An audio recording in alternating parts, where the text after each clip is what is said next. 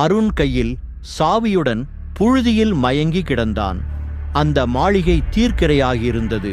அவன் சற்று நேரம் கழித்து கண் விழித்ததும் தன்னுடைய சுவாசத்தை வலிமையாக உணர்ந்தான். அந்த மாளிகை எரிந்து சாம்பலாகி இருந்தாலும் அதன் சுவாசம் அவன் நாசியிலிருந்தே சூழ்ந்திருந்தது. அசுரக்காற்று ஓய்ந்திருந்தது. ஆனால் ஒரு குளிர்ந்த காற்றின் மெல்லிய இரைச்சல் மட்டுமே அவன் காதுகளில் ஒலித்தது. அருண் தன் கையை பார்த்தான்.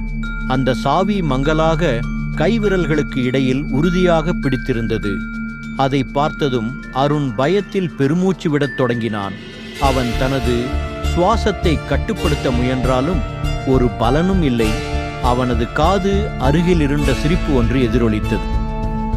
அருண், இன்னும் முடியவில்லை, இனிதான் நீ பேராபத்தை சந்திக்கப் போகிறாய் என்று அந்த குரல் கூறியது. அந்த குரல் ஓய்ந்ததும் அந்த மாளிகை இருந்த இடத்தில் பளிச் மின்னலாய் ஏதோ ஒன்று தாக்கி